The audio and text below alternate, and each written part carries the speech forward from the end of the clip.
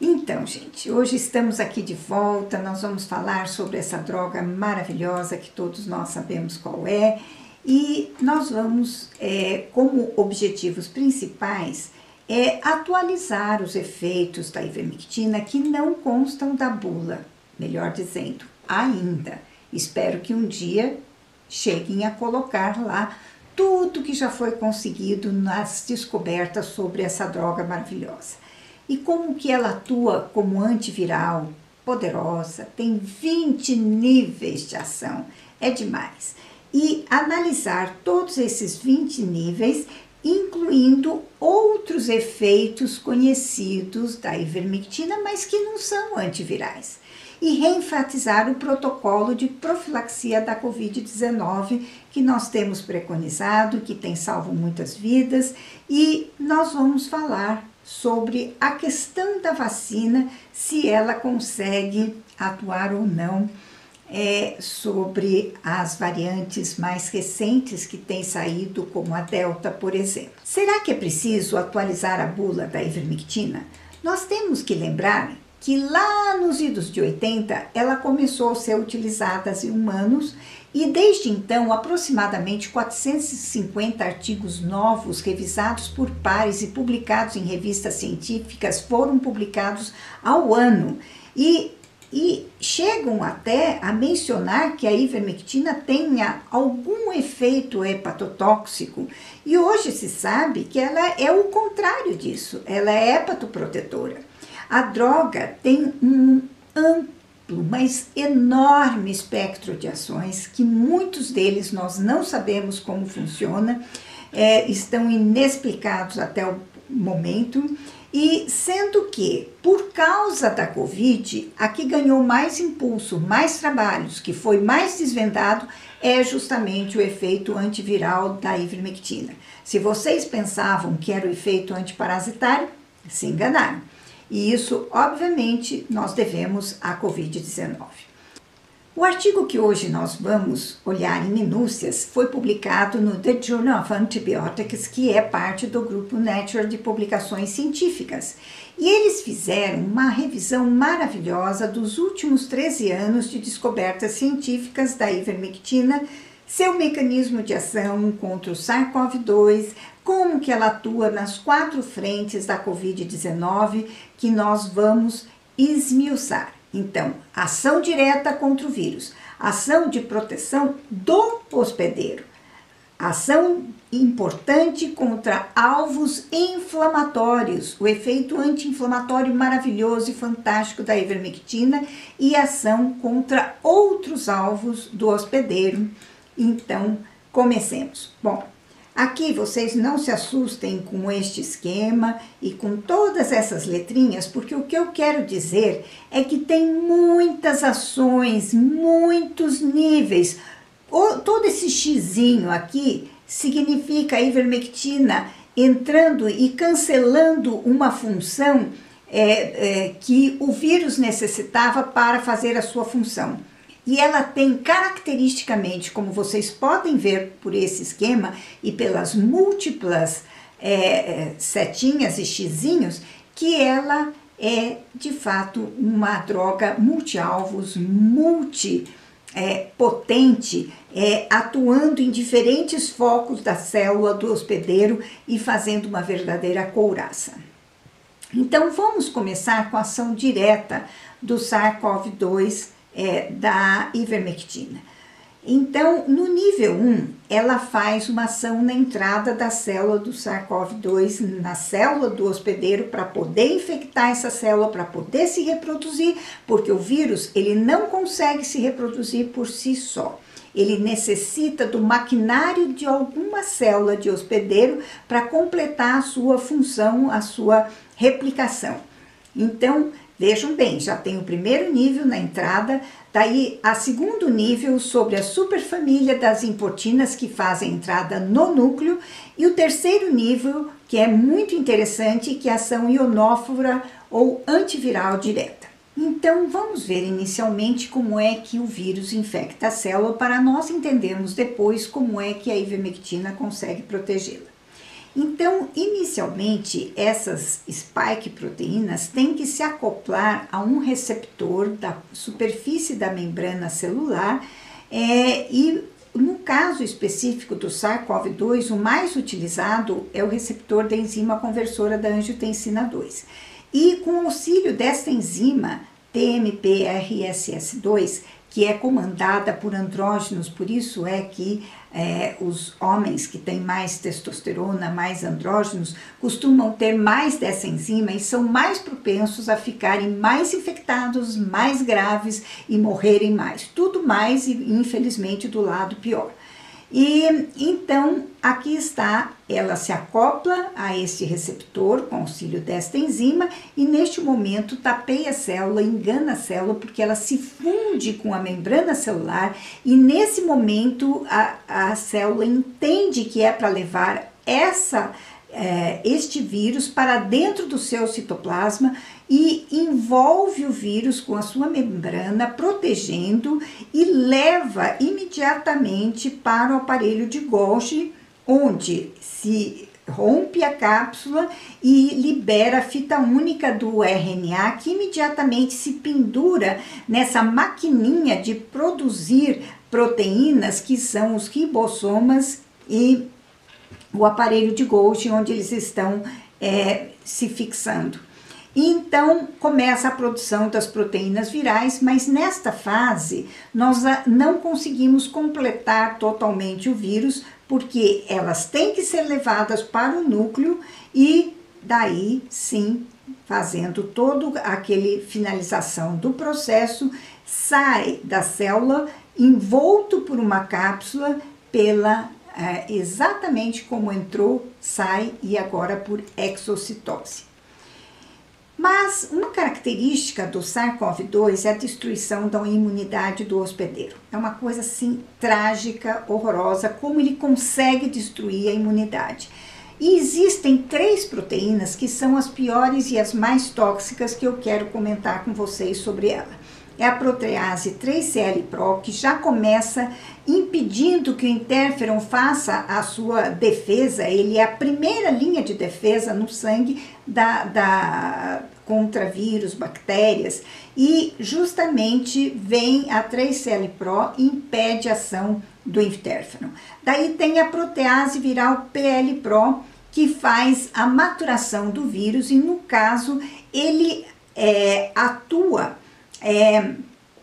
ela atua impedindo a função da ubiquitina. A ubiquitina é do hospedeiro e qual é a sua função? É se grudar em vírus, bactérias e fungos, sinalizando para o nosso organismo que aquilo deve ser eliminado. No caso, a PL-Pro vem e inativa a ubiquitina, impedindo que o nosso organismo reconheça que está sendo atacado e deixa que a infecção corra solta. E, portanto, a imunidade degrada mais ainda.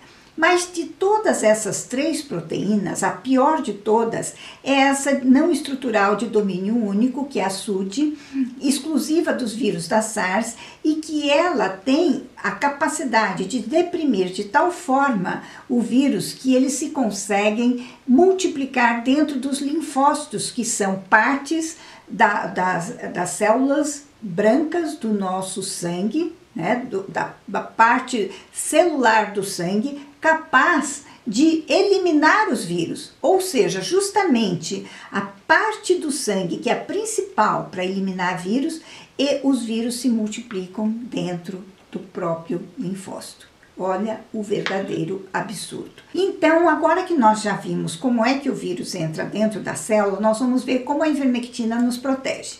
Então, normalmente, ele teria que se acoplar à enzima conversora da angiotensina 2 para tapear a célula e fazer com que ela carregue para dentro do citoplasma o vírus. Pois bem, agora ele fica entre os dois, entre o receptor e entre as proteínas spike. Aqui vocês estão vendo a molécula de ivermectina, tipo assim, aqui você não entra. Ela fica entre um lado e o outro, como se fosse o goleiro, e não deixa a bola entrar no gol, que seria a nossa tragédia. A ivermectina tem uma afinidade muito elevada, justamente para aqueles lugares que são da ligação dessa proteína spike. Não somente nesse receptor, tem vários outros receptores onde ela atua, sendo que inclusive a TMPRSS2 que nós já tínhamos comentado. Mas uma vez que ela se fixa, sempre por ancoragem, por atracamento, né, por ocupar aquele espaço, impede que o vírus faça a sua função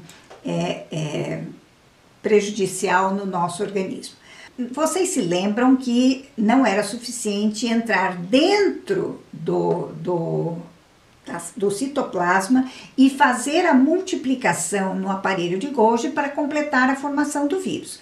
Agora, aquelas proteínas que foram produzidas pelo aparelho de Golgi têm que ser levadas para dentro do núcleo, onde vai utilizar o maquinário do núcleo para completar a maturação do vírus.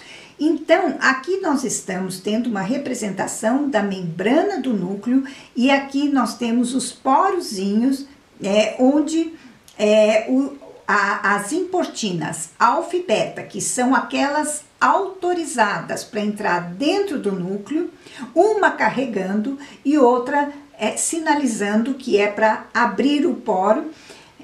Então, nós temos a entrada aqui da alfa, carregando o seu material viral, que vai para dentro do núcleo com auxílio da importina beta, que se acopla às duas, e dessa forma, todos os três entram para dentro do núcleo e imediatamente em seguida é separada a importina alfa da beta e liberada a proteína viral, que imediatamente faz o sequestro do maquinário da célula para a produção de suas proteínas, todas elas completas, bonitinha, e o final disso é um vírus completo que vai sair dentro da célula. Então, a ivermectina vai bloquear exatamente onde? Ela entra na proteína alfa, justamente aquela que carregaria o material viral para dentro do núcleo, é ali que ela vai se fixar. E uma vez fixado aí, não existe mais possibilidade de transporte nuclear dessas proteínas virais e nem fazer a entrada e a saída delas de dentro do núcleo para formar novos vírus. Mas desde o início se suspeitava que existiam outros receptores do SARS-CoV-2, além daquele primeiro que foi descoberto, que é da enzima conversora da angiotensina 2. Por quê? Porque ele existia bastante nas vias respiratórias superiores, mas nas inferiores era escassa, como também era escassa no fígado, onde existia muita infecção pelo vírus. E eles tinham maior quantidade justamente no nariz, na faringe, na laringe, intestino, rins, coração e pâncreas. Então, existiam muitas evidências apoiando a existência de outros receptores, e de todos que foram suspeitados, o CD147 é o mais importante, já está confirmado, e depois vocês vão ver que tem uma ação importantíssima com relação à coagulação sanguínea, porque ele é o segundo receptor mais importante do SARS-CoV-2 e ele é muito abundante na superfície das hemácias. E o que ocorre quando o vírus ocupa o receptor da enzima conversora da angiotensina 2? Ele faz uma desregulação completa da pressão arterial, porque juntamente com a angiotensina, os dois são responsáveis pela regulação da pressão arterial. A angiotensina aumenta, fazendo a vasoconstricção, e a angiotensina 2 faz a vasodilatação e diminui a pressão arterial. Quando o receptor dessa enzima recebe o vírus, ele desregula completamente todo esse sistema. E em vez de ter uma hora vasodilatação, outra vasoconstricção, uma hora aumentar a pressão, outra hora diminuir, modulando de acordo com a necessidade, se você está deitado, se você está de pé, se você está fazendo exercícios ou não, desaparece todo esse mecanismo e agora só existe a vasodilatação provocada pela estimulação desse receptor pelo vírus, extravasamento de líquidos para todos os lados, diminuição da pressão arterial, aumento da produção da bradicinina, que faz mais extravasamento de líquidos para os tecidos, redução mais acentuada da pressão arterial, induzindo a formação de outros receptores da enzima conversora da angiotensina 2, que vão ser responsáveis por infectar outras células que anteriormente não seriam infectadas. E o pior, talvez de tudo, seja o aumento da produção do ácido hialurônico, que é o grande responsável pelo pulmão da Covid-19. No pulmão normal, o que você tem? O ar enche todo o alvéolo. Aqui, bem coladinho na parede do alvéolo, existe um capilar que vai fazer com que entre o oxigênio e saia o gás carbônico, ou seja, as trocas gasosas essenciais para a nossa existência. Mas no caso da Covid-19, não. O que vocês vão ver é esse alvéolo cheio dessa gosma, desse hidrogel, desse material viscoso que faz com que fique distanciado o capilar do ar que está somente numa pequena parte desse alvéolo. Então, mesmo quando você administra o ar sob pressão, no caso de uso de um ventilador, ele não vai funcionar da forma adequada.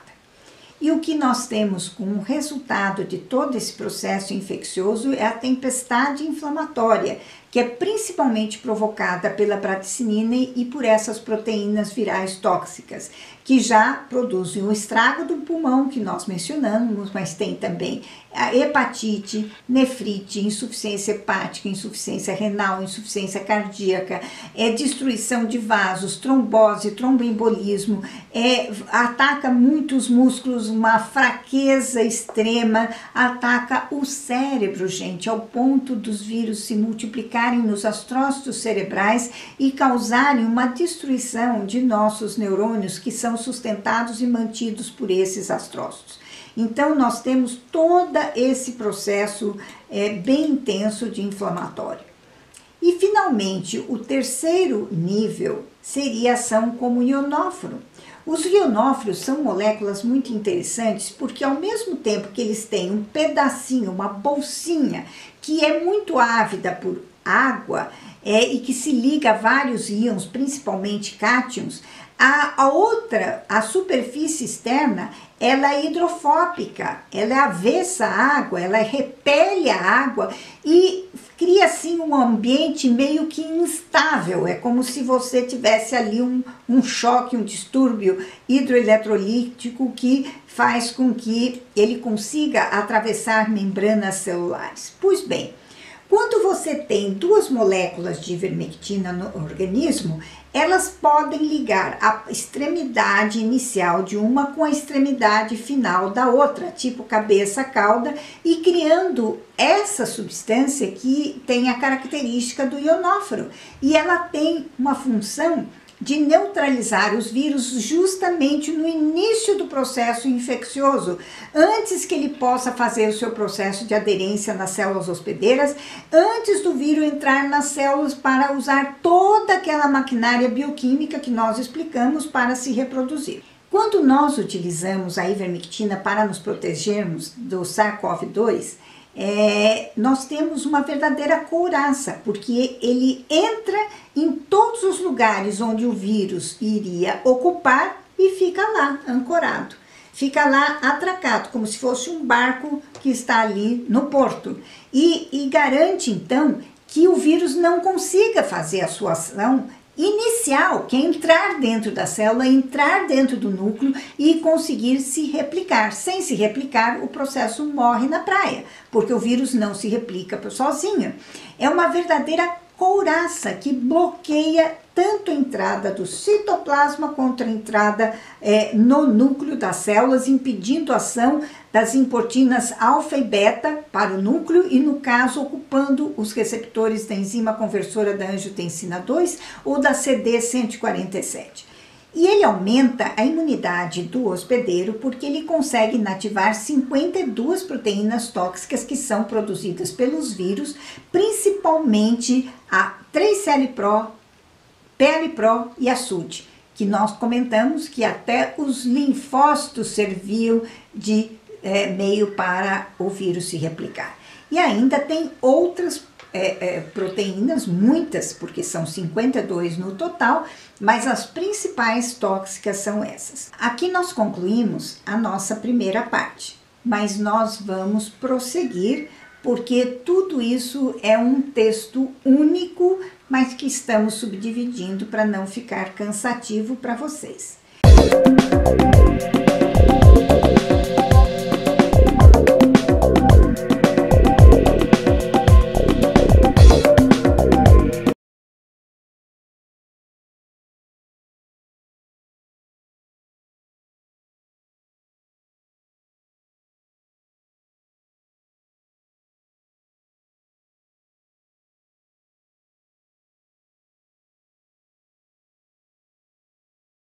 Então, gente, hoje estamos aqui de volta, nós vamos falar sobre essa droga maravilhosa que todos nós sabemos qual é, e nós vamos, como objetivos principais, atualizar os efeitos da ivermectina que não constam da bula, melhor dizendo, ainda. Espero que um dia cheguem a colocar lá tudo que já foi conseguido nas descobertas sobre essa droga maravilhosa. E como que ela atua como antiviral poderosa, tem 20 níveis de ação, é demais. E analisar todos esses 20 níveis, incluindo outros efeitos conhecidos da ivermectina, mas que não são antivirais. E reenfatizar o protocolo de profilaxia da Covid-19 que nós temos preconizado, que tem salvo muitas vidas, e nós vamos falar sobre a questão da vacina, se ela consegue atuar ou não sobre as variantes mais recentes que têm saído, como a Delta, por exemplo. Será que é preciso atualizar a bula da ivermectina? Nós temos que lembrar que lá nos idos de 80 ela começou a ser utilizada em humanos e desde então aproximadamente 450 artigos novos revisados por pares e publicados em revistas científicas foram publicados ao ano e chegam até a mencionar que a ivermectina tenha algum efeito hepatotóxico e hoje se sabe que ela é o contrário disso, ela é hepatoprotetora. A droga tem um amplo, mas enorme espectro de ações, que muitos deles nós não sabemos como funciona, estão inexplicados até o momento, e sendo que, por causa da Covid, a que ganhou mais impulso, mais trabalhos, que foi mais desvendado, é justamente o efeito antiviral da ivermectina. Se vocês pensavam que era o efeito antiparasitário, se enganaram. E isso, obviamente, nós devemos à Covid-19. O artigo que hoje nós vamos olhar em minúcias foi publicado no The Journal of Antibiotics, que é parte do grupo Nature de publicações científicas. E eles fizeram uma revisão maravilhosa dos últimos 13 anos de descobertas científicas da ivermectina, seu mecanismo de ação contra o SARS-CoV-2, como que ela atua nas 4 frentes da Covid-19 que nós vamos esmiuçar. Então, ação direta contra o vírus, ação de proteção do hospedeiro, ação importante contra alvos inflamatórios, o efeito anti-inflamatório maravilhoso e fantástico da ivermectina e ação contra outros alvos do hospedeiro. Então, comecemos. Bom, aqui vocês não se assustem com este esquema e com todas essas letrinhas, porque o que eu quero dizer é que tem muitas ações, muitos níveis. Todo esse xizinho aqui significa a ivermectina entrando e cancelando uma função que o vírus necessitava para fazer a sua função. E ela tem caracteristicamente, como vocês podem ver por esse esquema e pelas múltiplas setinhas e xizinhos, que ela é de fato uma droga multi-alvos, potente, atuando em diferentes focos da célula do hospedeiro e fazendo uma verdadeira couraça. Então vamos começar com a ação direta do SARS-CoV-2 da ivermectina. Então, no nível 1, ela faz uma ação na entrada da célula do SARS-CoV-2 na célula do hospedeiro para poder infectar essa célula, para poder se reproduzir, porque o vírus ele não consegue se reproduzir por si só. Ele necessita do maquinário de alguma célula de hospedeiro para completar a sua função, a sua replicação. Então, vejam bem, já tem o primeiro nível na entrada, daí a segundo nível sobre a superfamília das importinas que fazem a entrada no núcleo, e o terceiro nível, que é muito interessante, que é a ação ionófora ou antiviral direta. Então, vamos ver inicialmente como é que o vírus infecta a célula para nós entendermos depois como é que a ivermectina consegue protegê-la. Então, inicialmente, essas spike proteínas têm que se acoplar a um receptor da superfície da membrana celular e no caso específico do SARS-CoV-2, o mais utilizado é o receptor da enzima conversora da angiotensina 2. E com o auxílio desta enzima TMPRSS2, que é comandada por andrógenos, por isso é que os homens que têm mais testosterona, mais andrógenos, costumam ter mais dessa enzima e são mais propensos a ficarem mais infectados, mais graves e morrerem mais. Tudo mais, infelizmente, do lado pior. E então, aqui está, ela se acopla a este receptor com auxílio desta enzima e neste momento tapeia a célula, engana a célula porque ela se funde com a membrana celular e nesse momento a célula entende que é para levar este vírus para dentro do seu citoplasma e envolve o vírus com a sua membrana, protegendo e leva imediatamente para o aparelho de Golgi, onde se rompe a cápsula e libera a fita única do RNA, que imediatamente se pendura nessa maquininha de produzir proteínas, que são os ribossomas e o aparelho de Golgi, onde eles estão se fixando. Então, começa a produção das proteínas virais, mas nesta fase nós não conseguimos completar totalmente o vírus, porque elas têm que ser levadas para o núcleo e daí sim, fazendo todo aquele finalização do processo, sai da célula envolto por uma cápsula exatamente como entrou, sai e agora por exocitose. Mas uma característica do SARS-CoV-2 é a destruição da imunidade do hospedeiro. É uma coisa assim trágica, horrorosa, como ele consegue destruir a imunidade. E existem 3 proteínas que são as piores e as mais tóxicas que eu quero comentar com vocês sobre ela. É a protease 3CL-Pro, que já começa impedindo que o interferon faça a sua defesa. Ele é a primeira linha de defesa no sangue contra vírus, bactérias. E justamente vem a 3CL-Pro e impede a ação do interferon.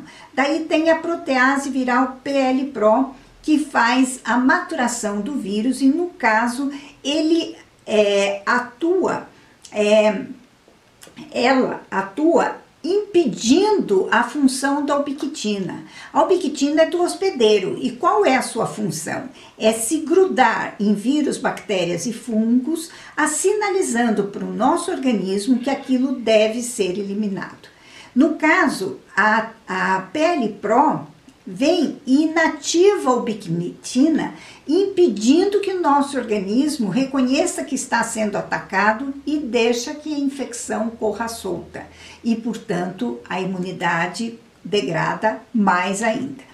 Mas de todas essas 3 proteínas, a pior de todas é essa não estrutural de domínio único, que é a SUD, exclusiva dos vírus da SARS, e que ela tem a capacidade de deprimir de tal forma o vírus que eles se conseguem multiplicar dentro dos linfócitos, que são partes das células brancas do nosso sangue, né, da parte celular do sangue, capaz de eliminar os vírus, ou seja, justamente a parte do sangue que é a principal para eliminar vírus, e os vírus se multiplicam dentro do próprio linfócito. Olha o verdadeiro absurdo. Então, agora que nós já vimos como é que o vírus entra dentro da célula, nós vamos ver como a ivermectina nos protege. Então, normalmente, ele teria que se acoplar à enzima conversora da angiotensina 2 para tapear a célula e fazer com que ela carregue para dentro do citoplasma o vírus. Pois bem, agora ele fica entre os dois, entre o receptor e entre as proteínas spike. Aqui vocês estão vendo a molécula de ivermectina, tipo assim, aqui você não entra, ela fica entre um lado e o outro como se fosse o goleiro e não deixa a bola entrar no gol, que seria a nossa tragédia. A ivermectina tem uma afinidade muito, muito elevada justamente para aqueles lugares que são da ligação dessa proteína spike. Não somente nesse receptor, tem vários outros receptores onde ela atua, sendo que inclusive a TMPRSS2 que nós já tínhamos comentado. Mas uma vez que ela se fixa, sempre por ancoragem, por atracamento, né, por ocupar aquele espaço, impede que o vírus faça a sua função prejudicial no nosso organismo. Vocês se lembram que não era suficiente entrar dentro do citoplasma e fazer a multiplicação no aparelho de Golgi para completar a formação do vírus. Agora, aquelas proteínas que foram produzidas pelo aparelho de Golgi têm que ser levadas para dentro do núcleo, onde vai utilizar o maquinário do núcleo para completar a maturação do vírus. Então, aqui nós estamos tendo uma representação da membrana do núcleo e aqui nós temos os porozinhos, onde as importinas alfa e beta, que são aquelas autorizadas para entrar dentro do núcleo, uma carregando e outra sinalizando que é para abrir o poro.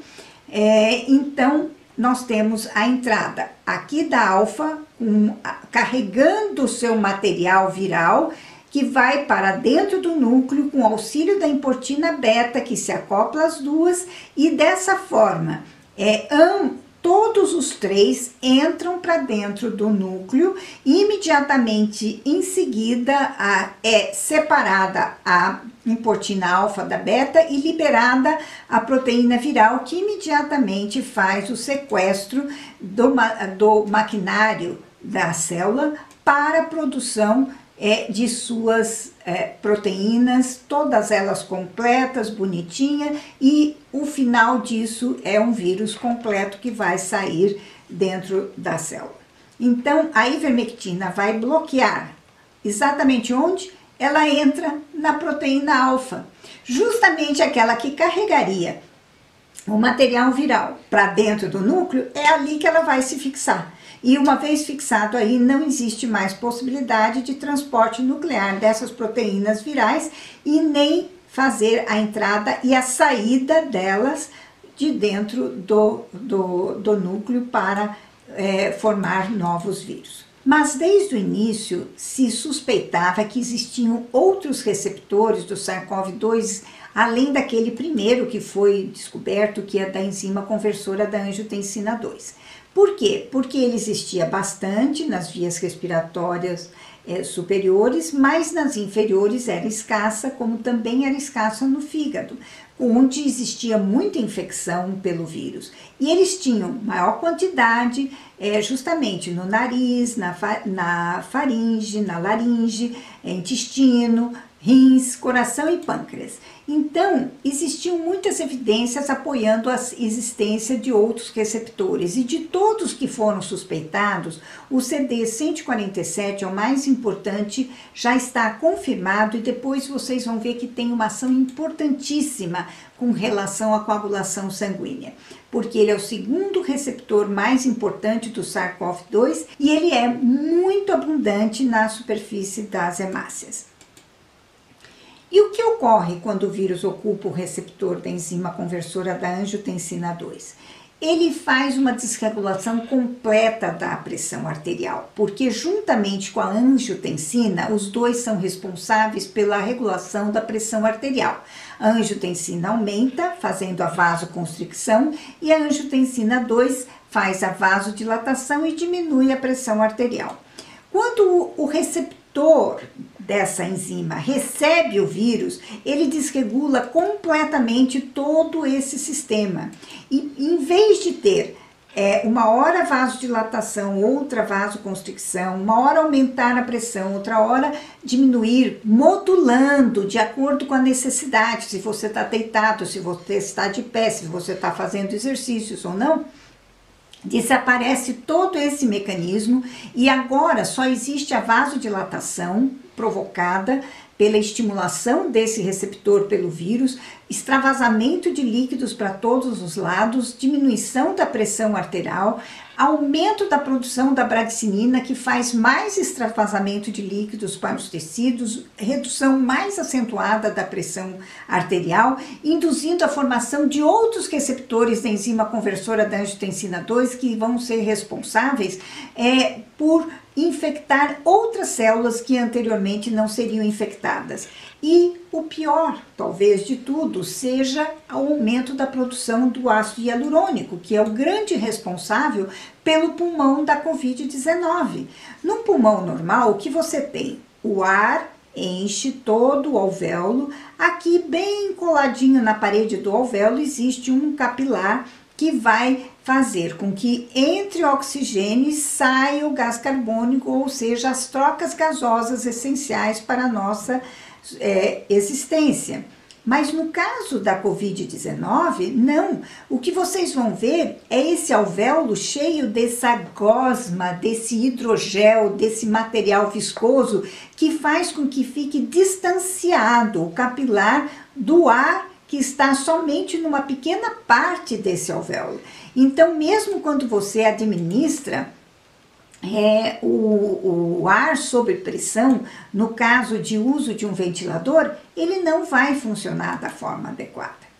E o que nós temos como resultado de todo esse processo infeccioso é a tempestade inflamatória, que é principalmente provocada pela bradicinina e por essas proteínas virais tóxicas, que já produzem o estrago do pulmão que nós mencionamos, mas tem também a hepatite, nefrite, insuficiência hepática, insuficiência renal, insuficiência cardíaca, destruição de vasos, trombose, tromboembolismo, ataca muitos músculos, uma fraqueza extrema, ataca o cérebro, gente, ao ponto dos vírus se multiplicarem nos astrócitos cerebrais e causarem uma destruição de nossos neurônios que são sustentados e mantidos por esses astrócitos. Então, nós temos todo esse processo bem intenso de inflamatório. E, finalmente, o terceiro nível seria a ação como ionóforo. Os ionóforos são moléculas muito interessantes porque, ao mesmo tempo que eles têm um pedacinho, uma bolsinha, que é muito ávida por água e que se liga a vários íons, principalmente cátions, a superfície externa, ela é hidrofóbica, ela é avessa à água, ela repele a água e cria assim um ambiente meio que instável. É como se você tivesse ali um choque, um distúrbio hidroeletrolítico que faz com que ele consiga atravessar membranas celulares. Pois bem, quando você tem duas moléculas de ivermectina no organismo, elas podem ligar a extremidade inicial de uma com a extremidade final da outra, tipo cabeça-cauda, e criando essa substância que tem a característica do ionóforo. E ela tem uma função de neutralizar os vírus justamente no início do processo infeccioso, antes que ele possa fazer o seu processo de aderência nas células hospedeiras, antes do vírus entrar nas células para usar toda aquela maquinária bioquímica que nós explicamos para se reproduzir. Quando nós utilizamos a ivermectina para nos protegermos do SARS-CoV-2, nós temos uma verdadeira couraça, porque ele entra em todos os lugares onde o vírus iria ocupar e fica lá ancorado, fica lá atracado, como se fosse um barco que está ali no porto, e garante então que o vírus não consiga fazer a sua ação inicial, que é entrar dentro da célula, entrar dentro do núcleo e conseguir se replicar. Sem se replicar, o processo morre na praia, porque o vírus não se replica sozinho. É uma verdadeira couraça que bloqueia tanto a entrada do citoplasma quanto a entrada no núcleo das células, impedindo a ação das importinas alfa e beta para o núcleo e, no caso, ocupando os receptores da enzima conversora da angiotensina 2 ou da CD147. E ele aumenta a imunidade do hospedeiro porque ele consegue inativar 52 proteínas tóxicas que são produzidas pelos vírus, principalmente a 3CL-Pro, PL-Pro e a SUD, que nós comentamos que até os linfócitos serviam de meio para o vírus se replicar. E ainda tem outras proteínas, muitas, porque são 52 no total, mas as principais tóxicas são essas. Aqui nós concluímos a nossa primeira parte, mas nós vamos prosseguir, porque tudo isso é um texto único, mas que estamos subdividindo para não ficar cansativo para vocês.